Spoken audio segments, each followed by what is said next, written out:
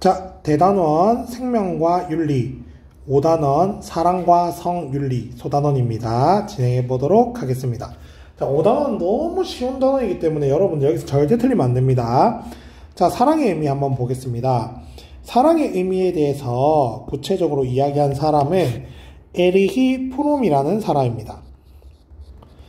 여러분, 그래서 대학 가서 연예인이란다.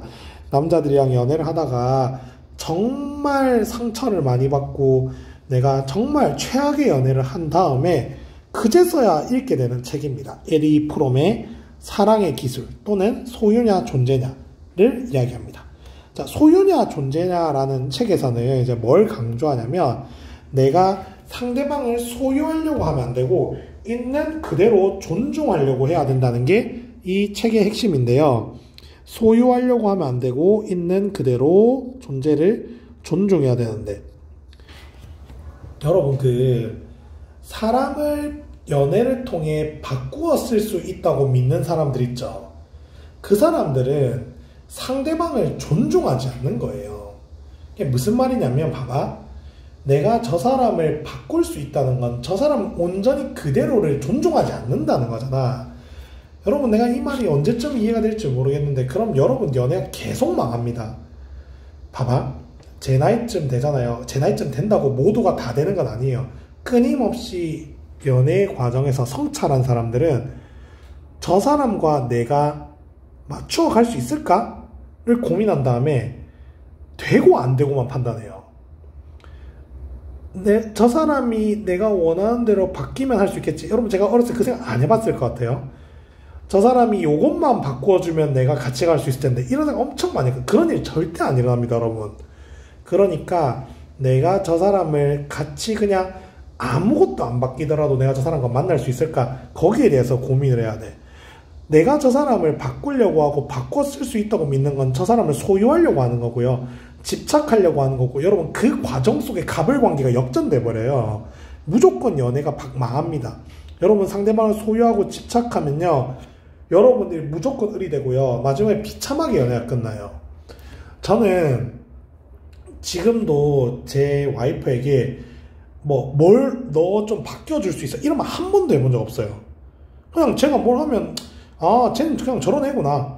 내가 감당할 수 있겠다. 물론 그런 게 판단이 끝났으니 결혼을 했겠죠. 절대 그러면 안 됩니다. 소유냐 존재냐. 자, 그래서 소유의 세모, 존재의 동그라미, 존재 자체를 존중해주는 사랑을 해야 한다. 자, 그리고 봅니다. 사랑의 기술에서는 사랑의 구성 요소를 이야기하고 있어요. 사랑의 구성 요소가 뭐냐? 보호, 책임, 존경, 상대방에 대한 이해. 상대방에 대한 이해는 지식으로 표현되기도 합니다. 보호, 그래서 보호가 뭔지 볼까요? 상대방에 대해서 오른쪽에 있네. 적극적인 관심을 갖고 보호하려고 하는 게 보호고요. 책임, 상대방의 요구에 책임있게 반응하는 거. 존경, 상대방을 지배 소유하는 것이 아니라 있는 그대로 보는 게 존경이야. 쉬운 일이 아닙니다, 여러분. 저도 그런 생각 많이 해봤어요. 자, 이해, 지식, 상대방을 깊게 이해하려고 노력하는 거. 그래서 상대방을 이해하려고 노력한다는 거, 이것도 오해하면 안 되는 게, 쟤가 왜 저럴까 이런 식의 이해가 아니에요. 그냥 쟤는 저런 애구나 이런 식의 이해예요. 봐봐, 그러니까 쟤는 왜 저럴까 하면 죽어도 이해가 안 돼. 그냥 저 아이는 그냥 그런 아이구나. 여러분, 저도 여러분들 볼 때 항상 그래요. 이 친구는 그냥 이런 친구군. 앞으로 이런 부분은 조심해야겠다 이렇게 생각하지, 왜 저렇게 사는 거지 이런 생각 절대 안 합니다, 여러분. 자, 근데 여러분, 연애에서 절대 하면 안 되는 행동이 희생입니다. 희생. 제가 이야기하는데 여러분, 남친한테 뭐 사주지 마세요. 그러니까 여기서 사주지 말라는 건 밥을 사지 마라 이런 얘기를 하는 거 아니야. 밥은 당연히 사야 돼요, 여러분. 한번 얻어먹었으면 한번 사줘야 돼. 여러분, 있잖아, 진짜 사랑하는 사람은 서로가 금전적인 부분을 서로 맞춰갈 수 있어야 돼요. 너가 밥을 한번 사면 너가 커피를 한번 사고, 너가 커피를 한번 사면 너가 밥을 한번 사고를 맞춰주지 않잖아? 그럼 거기서 갈등이 시작되는 거예요. 저도 연애 과정에서 그런 게 합이 맞았기 때문에 이제는 금전 관계를 아예 신경을 안 써요. 왜냐면 완전히 믿으니까. 근데 그 전에 그런 과정이 있었다고. 서로 돈을 맞춰가는 거 말고 선물 같은 거 하지 마시고요. 걔한테 뭐 오래 기다려주지 말고 걔를 데려다 주지 말고 그런 거 하지 마세요. 여러분 항상 그것 때문에 관계가 망해요. 여러 번 이야기했죠. 봐봐. 네가 선물을 사주잖아. 2번, 3번, 4번 사주잖아요. 상대방은 고마워하지 않습니다. 근데 그 고마워하지 않는 걸 보면서 넌 짜증이 나기 시작하고요. 네가 감정이 계속 안 좋아지면 상대방은 너에 대한 감정이 점점 식어요. 그래서 결국에 안 좋게 헤어져요. 진짜예요. 그래서 여러분을 믿으세요. 제가 금명여고 애들 보면서 느낀 게 전부 다 괜찮고 매력 있어요. 여러분들 스스로를 믿고 나 이런 선물 안 주고 내가 얘한테 과한 희생 안 하고도 얘와 관계를 이어나갈 수 있다고 믿으셔야 돼요. 만약에 그게 안 된다 헤어진다 과감하게 잘라내셔야 됩니다. 아시겠죠? 물론 아마 안 될 거예요. 수많은 또 슬픔이 있겠죠. 가봅니다. 성의 의미와 같이 돼 있습니다. 자, 성은 생물학적 성을 말합니다. sex 알죠? 남자 여자. 자, 그리고 사회문화적 성, 이게 젠더라는 건데 이게 안 좋은 의미예요. 남성은 이래야 된다, 여성은 이래야 된다, 이게 젠더고요. 욕망으로의 성 알죠? 이게 뭐 제가 말로 표현을 못 하겠네요. 자, 가치도 있습니다. 생식적 가치가 있고요. 악의를 갖게 하는 가치입니다. 그래서 생식적 가치는 자연법 윤리인 아퀴나스가 선으로 생각하겠죠. 쾌락적 가치도 있고요. 가치, 인격적 가치 있어요. 왜냐면 그 성이라는 것을 통해서 상대방을 존중하고 배려할 수도 있기 때문이에요. 제가 이 부분에 대해서 좀 추상적으로 설명하는 거는 제가 능력이 없어서 그런 건 아닌 거 아시죠? 제가 뭐라 말씀을 잘 못 드리겠습니다. 자, 성과 사랑의 관계 한번 보겠습니다. 성과 사랑의 관계는 총 3가지가 있는데요. 자유주의, 중도주의, 보수주의가 있습니다. 자, 자유주의는 뭐냐면 자발적인 동의 합의만 있다면, 그리고 타인에게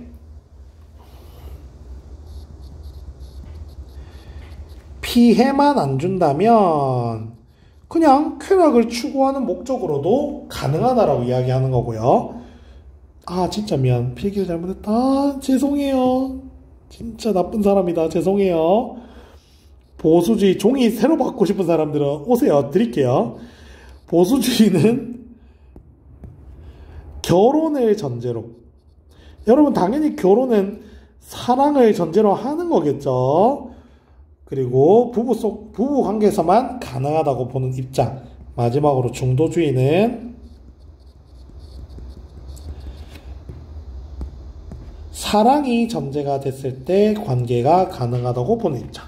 자, 이 셋의 공통점이 있는데요. 매우 중요한데, 성에 대한 동의, 책임은 공통점입니다. 여러분, 동의를 안 하고 하면은 범죄인 거 아시죠? 자, 그리고 존중, 배려, 책임을 져야 된다고 하는 행동에, 그리고 시험 많이 나오는 게 인격적 가치. 그 관계 속에 상대방을 배려하고 존중하는 가치가 중요하다라는 거. 자, 그리고 보수주의도 뭐 출산을 전제하는 게 있고 안 하는 게 있는데 이거 수능에서 안 나올 거니까 걱정하지 마시고요. 자, 이런 거 외우는 게 1등 가는 길이 아닙니다. 자, 논쟁거리 한번 보겠습니다. 첫 번째, 성차별. 자, 성차별은 당연히 반대해야 되겠죠. 자, 미래 여성의 예속. 미래 여성의 예속책은 뭐냐? 여성이 이제껏 예속되어 왔다. 자, 근데 더 이상 여성을 해속시키면 안 된다. 그 이유는 뭘까요?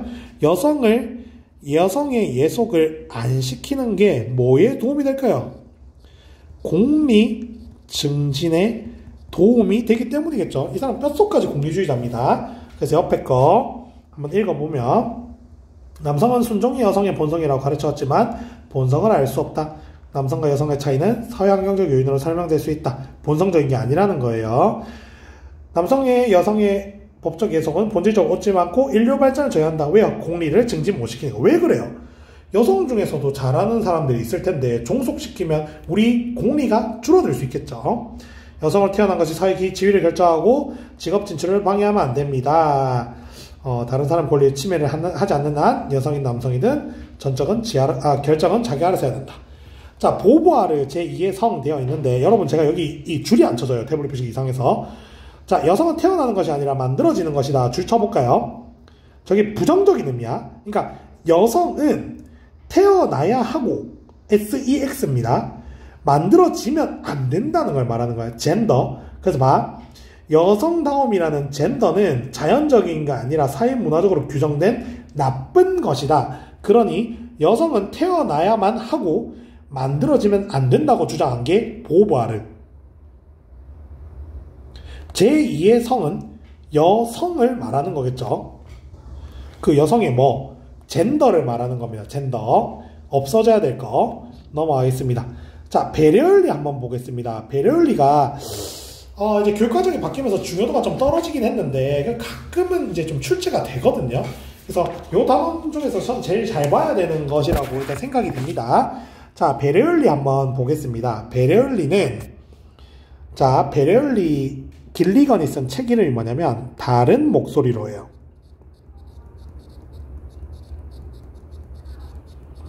자, 여기서의 다른 목소리는 남성의 목소리가 아니라 무슨 목소리를 말하는 거겠어요? 여성의 목소리를 말하는 겁니다. 자, 한번 제가 구체적으로 설명을 해볼게요.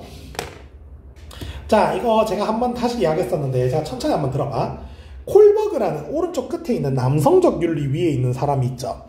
이 사람이 뭘 개발한 사람이냐면 이제 우리 시험에서 뭐 엄청 많이 나오는 사람은 아닌데 도덕 발달론, 그러니까 우리 도덕윤리 선생님들이 교과를 가르치는 방법에 대해서는 거의 엄청 권위자고 거의 칸트 수준의 유명한 사람이거든요.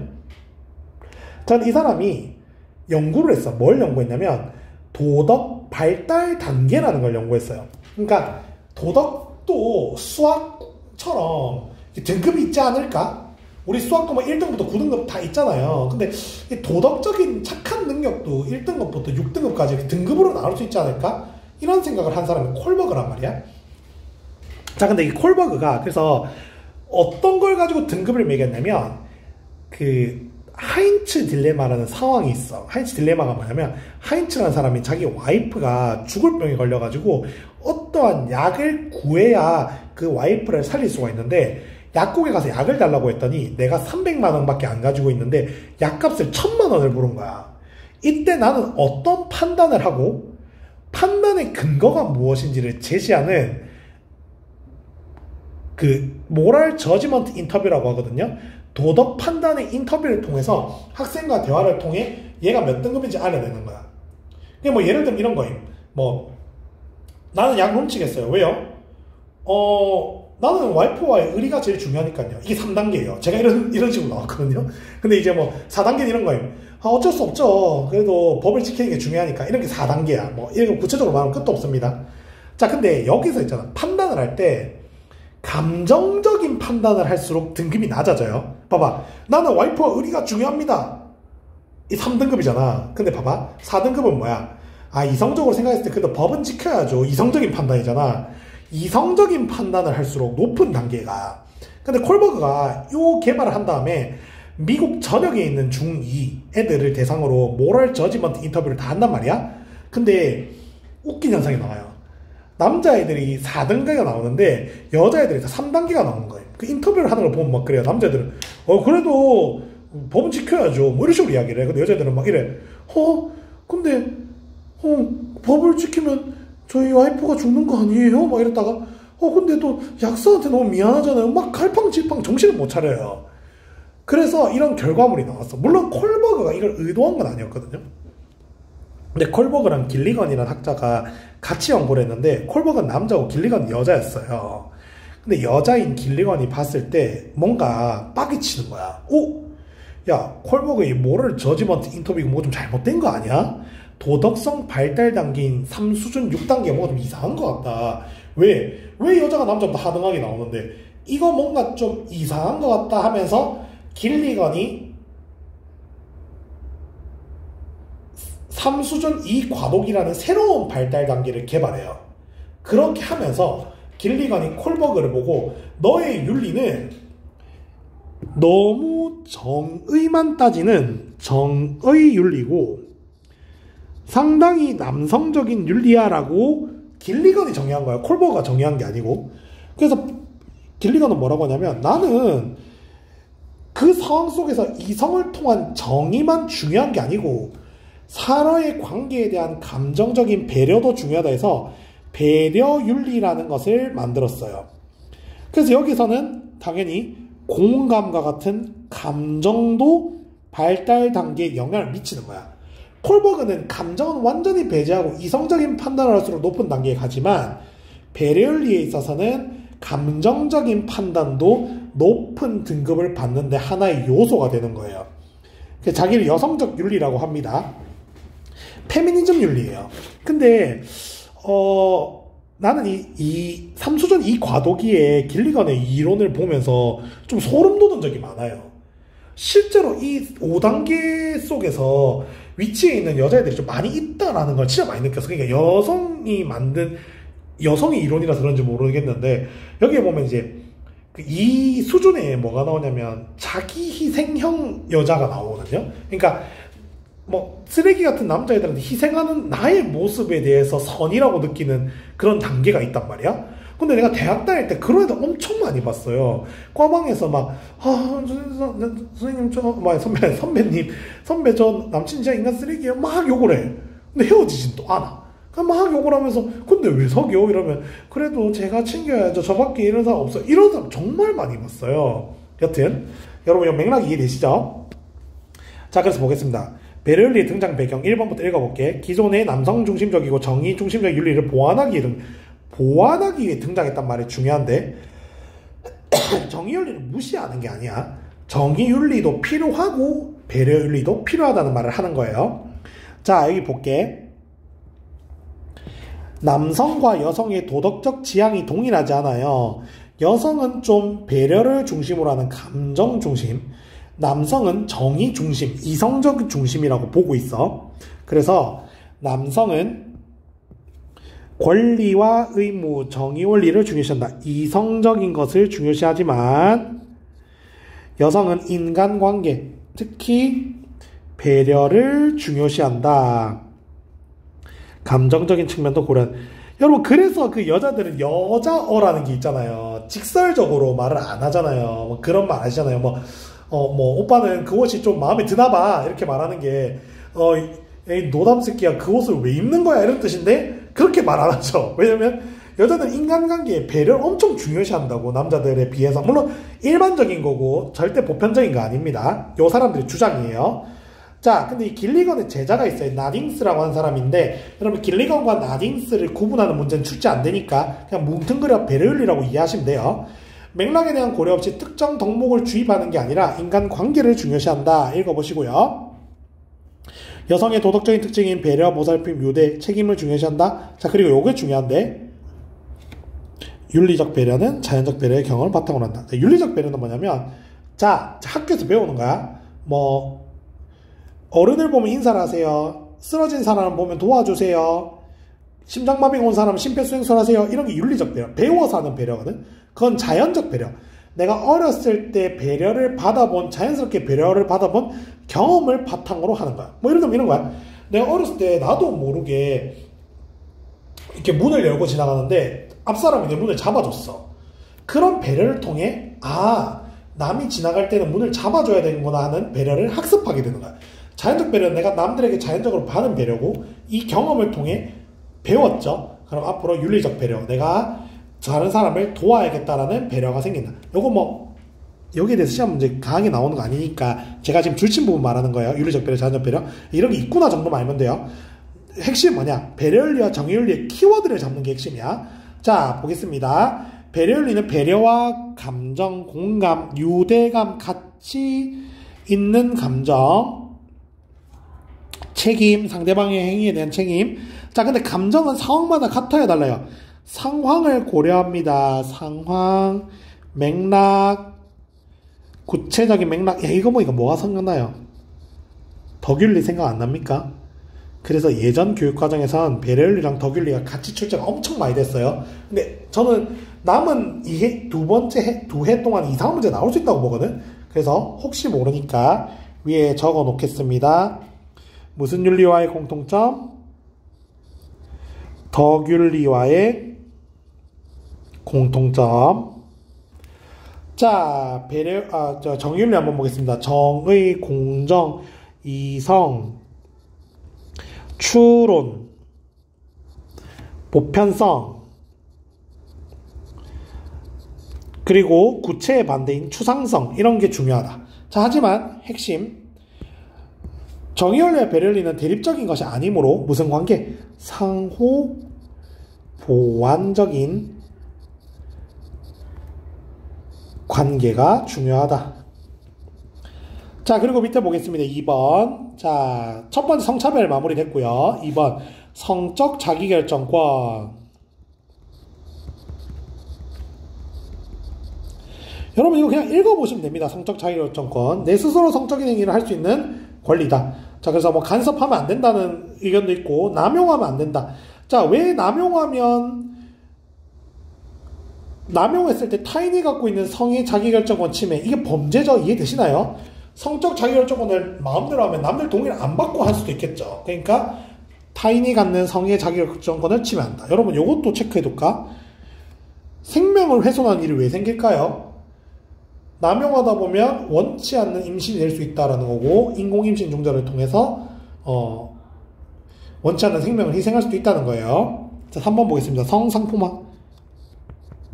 자, 요거 잘 이해하자. 성을 가지고 있는 애들은 인간인데 그 성을 상품처럼 쓴다는 건 뭐야? 성을 상품 도구화하는 거예요. 성을 사고 팔거나, 이거 뭔지 알죠? 범죄예요, 성매매. 그리고 다른 상품을 살기 위한 수단, 이건 뭐야? 좀 논란이 될 수 있죠. 우리 코카콜라 광고를 하는데 애들 막 다 옷 벗고 나오잖아. 남자애들도 수영복, 여자애들 수영복 입고 나오니 이거 뭐예요? 와, 이러면서 그냥 이 광고를 하기 위해서 내 몸과 성을 수단으로 쓰는 거죠.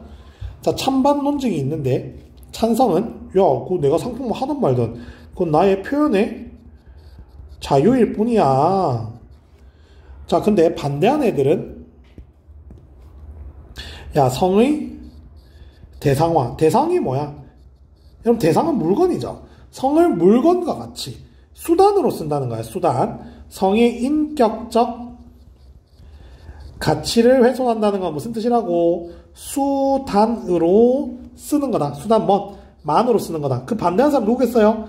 칸트 윤리에서 반대하겠죠. 외모지상주의가 될 수 있다라는 의견도 있습니다. 자, 그리고 이제 부모 자식 간의 윤리 한번 이어서 가볼게요. 가족 윤리. 자, 결혼의 의미, 사랑의 결실, 가정의 시작, 백년해로. 읽어보세요. 백년해로는 뭐야? 100년 동안 같이 늙어간다는 뜻이에요. 부부 간의 윤리 보겠습니다. 역할은 구분하면서도 서로 존중한다. 자, 여기서 역할은 남자는 여자는 뭐 해라 하는 게 아니고, 여러분 요즘 결혼하면 다 자신의 역할이 생겨요. 저희 집도 역할 분담이 어느 정도 있습니다. 제가 들어와서 설거지하고 이제 분리수거하고 집 청소를 제가 하면 이제 와이프는 이제 음식을 해주거든요. 왜냐면 제가 음식의 소질이 거의 제로에 가까워요. 그래서 제가 그랬어요. 그래, 음식은 네가 해라. 나머지 내가 전부 다 하겠다. 청소 제가 하고 빨래도 제가 하고 다 합니다. 여튼 물론 그리고 할 때 저희 와이프가 또 도와줘요. 이건 네 거니까 이건 내 거니까. 이런 과정에서 이제 부부간의 싸움이 일어나거든요. 우리 그런 거 절대 없어요. 우리 집에 들어오잖아요. 그냥 눈에 보이는 사람들이 청소 다 합니다. 청소를 다 하는 정도가 아니고 거의 결벽증 수준으로 해요. 저는 집에서 운동하잖아요. 그 운동 사이사이 쉬는 시간에 청소를 해요. 거의 미쳤죠. 하여튼 근데 그런 게 중요합니다, 여러분. 그리고 나는 이렇게 생각하는 게, 둘 다 청소를 안 해도 부부 관계가 또 유지가 잘 돼요. 문제는 뭐냐면, 한 명은 청소를 하고 한 명은 안 하면 이제 싸움이 납니다. 그래서 여러분, 나중에 여러분 결혼하는 사람이랑 청결도를 잘 보셔야 돼요. 진짜다. 내가 나갈 땐 깔끔하더라도 집 청소가 개판이면 좀 집 청소가 개판인 사람이랑 만나야 돼요. 진짜야. 한 명만 하면 무조건 싸움이 나요. 우리는 집안 청소로 싸워본 적이 한 번도 없어요. 항상 서로 합니다. 낮잠 살짝 자고 일어나면 집이 정리가 다 돼 있어요. 둘 다. 그런 게 중요하다. 여튼. 자, 부부 유별. 부부는 서로 구분이 있어야 된다. 여기서 구분은 역할의 차이가 있어야 된다는 거야. 우열이 있다. 남자는 뭐해라, 여자는 뭐해라, 그런 거 아니라고요. 그래서 밑에 읽어보시고, 고정적인 성역할이 아니다. 능력과 역할에 따른 분담. 이해되시죠? 니 잘하는 거 하면 됩니다. 자, 2번. 요게 많이 나옵니다. 상경, 여빈. 자, 서로 상자에 존경한다. 같은, 빈, 손님. 부부간에 서로 손님 대하듯이 해야 된다. 손님한테 잘하잖아요. 그렇게 손님을 대하듯이 서로 공경해야 된다. 같은 표현으로 부부 상경. 부부는 서로 공경해야 된다. 자, 근데 부부간의 윤리는 음양론이라는 게 바탕이 있는데, 자, 음양론이 뭐냐면, 우리 음기, 양기 이런 말 들어봤죠? 음이 이제 여자고, 양은 남자인데, 우리 동양에서는 음과 양은 항상 조화, 같이 있어야 된다는 이야기를 강조했어요. 그래서 여러분 그런 말 들어봐서 호레비 냄새 난다 이런 말 들어봤어요? 그게 이제 한쪽 성만 있을 때 그런 냄새가 많이 난대요. 내가 뭐 혼자 살거나 이럴 때. 근데 같이 살면 그런 냄새가 안 난대. 여튼 봐. 여자와 남자는 항상 서로 균형, 보완, 뭐 해야 된다? 조화를 해야 된다. 근데 그 이유가 뭐라고? 음양론에서 왔다고. 동양의 음양론의 핵심이 뭐다? 음과 양은 같이 있어야 되는데 그 음이 여자고 양이 남자니까 남자 여자는 항상 같이 조화를 이루어야 된다라는 논리가 생기는 겁니다. 자, 가족 간의 윤리 보겠습니다. 부모 자녀 간의 윤리는 혈연을 기반으로 한 형광펜 쳐라. 이 천륜의 관계 외워야 돼. 봐봐, 부부 간의 관계가 천륜의 관계가 아니고 부모 자식 간의 관계가 하늘이 내린 관계예요. 여러분 봐봐. 여러분 그 정치화법 배우면 알겠지만 부부 간의 관계는 끊어내는 게 어렵지 않습니다. 이혼하면 되거든요. 근데 그럼 부자 간의 관계를 끊어내는 거 쉽지 않습니다. 부자 간의 관계는 법적으로 끊어내는 게 쉽지 않아요. 그 끊기는 관계가 아니야. 그 우리 친양자 그리고 그 친양자가 아닌 양자 배우잖아요. 그때 특수한 케이스가 아니고는 이 부자 관계를 끊어내는 게 쉽지 않습니다. 그래서 하늘이 내리는 관계라 그래. 자, 보겠습니다. 자, 첫 번째 부자 유친. 우리 오륜 어디서 배웠게? 공자할 때 배웠다. 5가지 인간 간에 지켜야 될 윤리에 보면 부자 유친. 엄마 아빠 아들 딸이랑은 친해야 한다. 그리고 부자 자효. 엄마 아빠는 자유롭게 아들 딸은 효도를 해야 된다. 그래서 부모는 자녀를 사랑, 자애는 사랑이야. 자비로운 사랑. 자녀는 부모에게 뭐 해야 된다? 효도해야 된다. 자, 효는 그래서 무슨 성격? 호혜적 성격을 가진대. 자, 호혜적이라는 게 뭐냐면 서로 혜택을 주고받는 거야. 그래서 내가 부모님이 나한테 엄청 잘했기 때문에 내가 거기에 보답하는 게 효도예요. 자, 그리고 효, 시험 많이 나옵니다. 효의 시작은 불감해상. 이거 했대 앞에서 이미. 자, 효의 끝은 뭐다? 입신양명이에요. 자, 입신양명은 이름을 떨쳐 부모를 영광되게 하는 건데 꼭 뭐 출세의 의미만은 아닙니다. 여러분들이 목표했던 걸 성공하는 의미가 될 수 있을 것 같아요. 자, 그리고 효할 때 나오는 지문인데 봐봐. 그대 무리 중 정직한 사람은 아버지가 양을 몰래 훔친 걸 증언했지만 우리 무리 중에 정직한 사람은 아버지를 위해 그 사실을 숨겼다네. 정직은 그 속에 있다네. 자, 뭐야? 효도를 위해 부모의 잘못을 어떻게 하는 거예요? 좀 숨겨주는 걸 말하는 거죠. 자, 그리고 보자. 효의 실천 방법. 봉양. 오. 여러분, 물질적으로 봉양하는 거, 이것도 효입니다. 그래서 저희 부모님이 저한테 항상 효는 이제 네 나이쯤 됐으면 사람과 동시에 이 머니도 해야 된다라고 항상 강조를 합니다. 양지는 뭐냐? 부모님의 뜻을 따르는 거. 자, 공대, 공손히 대하는 거. 불욕, 치욕을 주지 않는 거. 여러분, 그래서 나이 드신 분에게 치욕을 주면 돌아가시는 경우가 엄청 많아요. 부모님들, 나이 드신 분들 치욕 주지 않는 거. 혼전신성은 뭐냐? 낮에 문화인사 드리고 저녁에 이부자리를 펴드리는 걸 말하고요. 보본의식이 뭐야? 은혜에 보답하는 것. 여러분, 근데 이 내용을 아는 것도 중요하지만 이게 뭐의 방법? 효의 방법이다. 효의 방법. 자, 그리고 가장 시험 많이 효의 방법이 뭐냐면 바로 간언이에요. 간언. 간이라고도 하는데 같은 말로 권면이라고 합니다. 자, 간언이 뭐냐? 부모님이 잘못했을 때 조언을 하는 거. 조언. 여러분, 그 국사 시간에 배우잖아. 그 대사간 배운다. 이가 간쟁. 그만할게. 자, 그래서 간언은 부모님의 잘못에 조언을 하는 건데 그냥 하는 건 아니에요. 요 두 문장 중요한데 허물이 있거든. 안색을 좋게 하고 부드러운 목소리를 간언하고 안 통하면 일단 가만히 있다가 또 공경하고 다시 간언하는 거야. 이게 간언입니다. 넘어가겠습니다. 자, 형제자매 윤리 보겠습니다. 형제자매는 뭐라고 부르냐면 동기간, 같은 기운을 가진 관계다라고 하는데, 자, 3가지. 수족지의. 형제자매가 죽었을 때 미안, 말을 잘못했어. 사람의 손과 발처럼 한 몸으로 움직이는 관계다. 여러분, 이거 외워야 돼요. 왜냐면 수족지 부부간의 관계에도 말이 맞잖아. 그래서 형제자매 윤리에 대응된다는 거 알아야 됩니다. 형우 제공. 자, 오빠, 언니, 형은 동생을 우애롭게, 동생은 언니, 오빠, 형을 공경해야 된다. 자, 할반지통. 형제자매가 죽었을 때 몸이 반으로 잘리는 듯한 고통을 받는다. 이게 할반지통이에요. 자, 이제 지문들을 읽어 나갈 건데, 여러분 모든 지문이 중요하진 않기 때문에 그냥 중요하다고 생각되는 지문만 한번 읽어 보겠습니다. 자, 에리 프롬의 지문인데요. 여러분들 좀 어렵습니다. 이 사람 책이. 그래서 중요한 문장만 한번 볼게.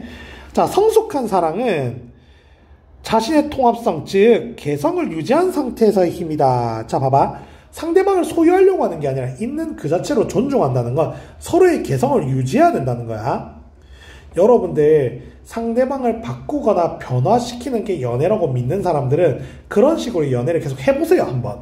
그러니까 제가 여러분들의 연애를 부정하는 게 절대 아닙니다. 여러분, 저는 여러분들 삶의 방식 존중하거든요. 근데 아마 엄청 스트레스를 많이 받으실 거예요. 왜냐면 저도 그런 생각을 하면서 살았었거든요. 근데 그게 아니라는 걸 이제 경험으로 많이 느낀 거예요. 근데 여러분 제 방식이 맞다고 생각하는 게 아니고 한번 만약에 옳다고 생각하면 한번 계속 해보시는 거예요.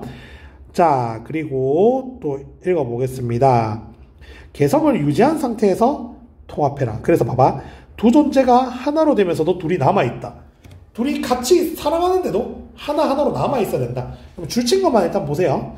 자, 그리고 밑에 보겠습니다. 보수주의와 중도주의. 이거 읽어보시면 되겠죠. 갑은 부부간의 사랑을 강조하니까 보수주의일 것이고, 을은 사랑이 필요하다니까 뭐겠어요?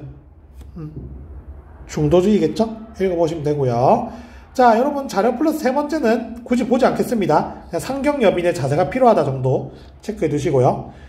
자, 밀과 보부아를 한번 보겠습니다. 밀 여성의 종속, 여성을 종속시키면 안 됩니다라는 내용인데 이유는 그것이 공리를 증진시킬 수 있기 때문에 한번 읽어보시고요. 자, 보자. 보부아르의 제2의 성 한번 보겠습니다. 여자는 모든 인간과 마찬가지로 자주적이고 자유로운 존재이면서도 남자들이 여자를 하여금 타자로 살게 강제하는 세계에서 자기를 발견하고 선택해야 되는 것이다. 이게 뭐야? 여성 자체의 주체적인 삶을 사는 게 아니라 남자의 와이프로서, 남자의 아내로서 살게 강제하는 거예요. 그러니까 뭐 어떤 남자의 부인으로서 살게 하는 거죠. 여자의 비극이란 부단히 본질적인 것으로 자기를 확립하려는 모든 주체의 기본적인 욕구와 여자를 비본질적으로 만들려고 하는 상황 요청사에서 일어나는 갈등이다. 자, 이게 뭐예요? 여성으로서의 주체적인 삶을 살려고 하는데 계속 여자는 이래야 된다. 난 내 삶을 알아서 선택하는데 여자는 그렇게 하면 안 돼. 내가 사회적 진출하고 내가 높은 데 가려고 하는데 그게 뭐예요? 모든 주체의 기본적인 욕구죠. 근데 내가 내 스스로 기본적인 욕구를 하려고 하는데 계속 여자는 사회에 진출하면 안 돼. 여자는 이거 하면 안 돼. 이런 게 이제 갈등이 된다는 거죠. 그래서 제가 이야기 드렸나요? 우리 서양 윤리의 사상하면 샤르트르라는 실존주의자를 배우는데 그 사람과의 계약 결혼을 한 사람이에요. 계약 결혼이 뭔지 아십니까? 그 예전에 이병헌이나 송혜교가 올인이라는 드라마를 찍고 우리 국민들이 너무 좋아해서 계약 연애를 했었어요. 실제로 안 사귀는데 계약 결혼을 했는데 왜 그랬냐면 보부아르랑 샤르트르가 소르본 대학 입학시험에 수석과 차석이었어요. 그래서 프랑스 국민들이 이런 똑똑한 사람들이 서로 결혼하면 얼마나 좋을까 하는 열망 속에 결혼을 했는데 그때도 성차별을 당했죠. 보부아르가 원래 1등이었는데 여자가 1등은 좀 에반 것 같다 하면서 둘이 자리를 바꿨어요.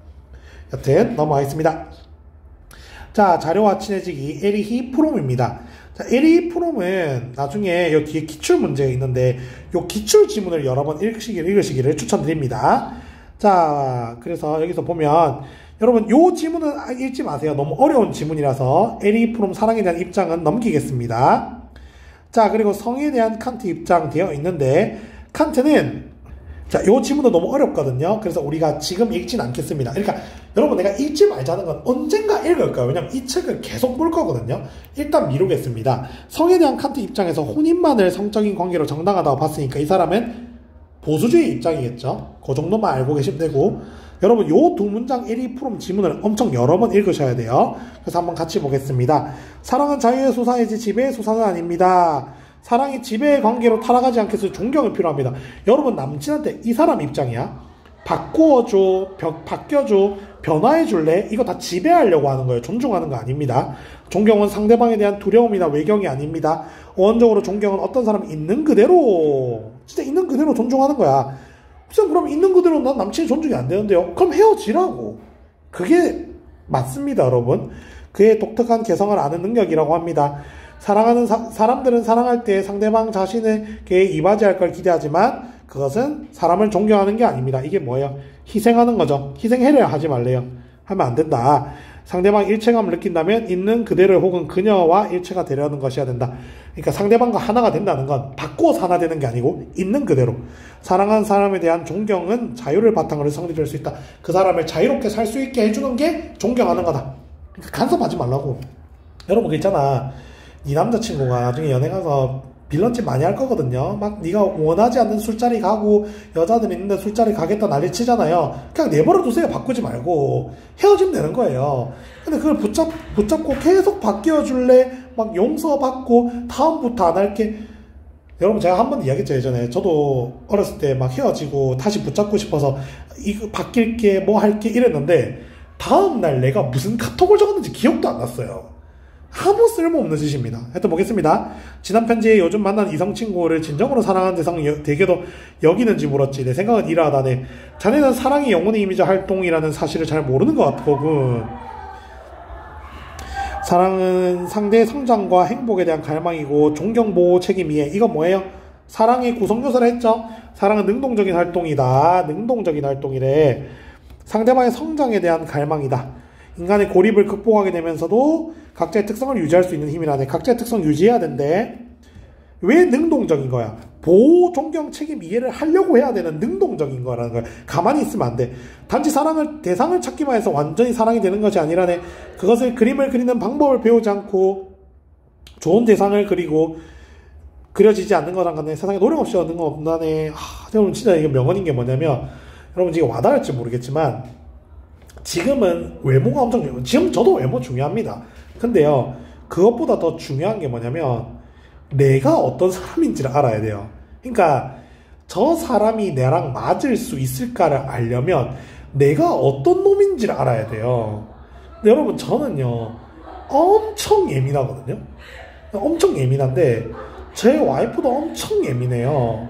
그러니까 내가 예민한 걸 서로 캐치하기 때문에 상처가 덜하단 말이야. 내가 이 사람과 맞다고 판단하는 기준은 일단 내가 어떤 사람인지 알았기 때문에. 여러분 근데 지금은 그런 거 중요하지 않죠. 외모, 잘생김 이런 게 중요하잖아. 근데 그것보다 더 중요한 게 내가 지금 어떤 사람인지를 아는 게 중요해요. 여러분 봐봐. 여러분 지금 나이에 솔직히 뭐 연애를 몇 번 해봤고 이런 게 또 허세의 도구일 수 있는데 이게 제가 뭐 여러분들을 웃기거나 한심하게 생각하는 건 절대 아닌데 여러분 연애를 얼마나 많이 하는 건 한 개도 중요하지 않습니다. 내가 어떤 연애를 깔끔하게 마무리하고 마무리 이후에 혼자만의 시간을 가지면서 얼마나 성찰을 한 경험이 많으냐에 따라서 너한테 좋은 남자가 오는 거예요. 똥 차고 벤츠 온다? 네가 똥 차는데 어떻게 벤츠가 오겠어요. 그래서 아니다 싶은 관계를 깔끔하게 끝내면 극한의 고통이 옵니다. 그걸 묵묵히 버텨내면서 책도 읽고 내가 이번에 뭘 잘못했을까, 다음 연애 때 이런 거 하지 말아야지, 이런 게 의미가 있는 거예요. 여러분들 헤어지고 나서 너무 외로워서 다른 사람 만나고 이런 식의 연애 엄청 많이 하거든요. 한 개도 쓸모없어요. 여러분 너무 외로워서 다른 사람 만나잖아요. 물론 저도 그런 경험이 많았겠죠. 바로 전 여친 생각나요. 전 남친 생각나요. 근데 그거는요 지금 만나고 있는 사람의 예의가 아닌 거예요. 그래서 헤어지고 나서 시간을 두고 전 남친, 전 여친을 어느 정도 보내준 다음에 새로운 사람 만나야 돼요. 그래야 그 사람에 대한 예의를 지키는 겁니다. 여튼 오늘 쓸데없는 이야기 많이 했는데 5단원 마무리하겠습니다. 고생하셨습니다.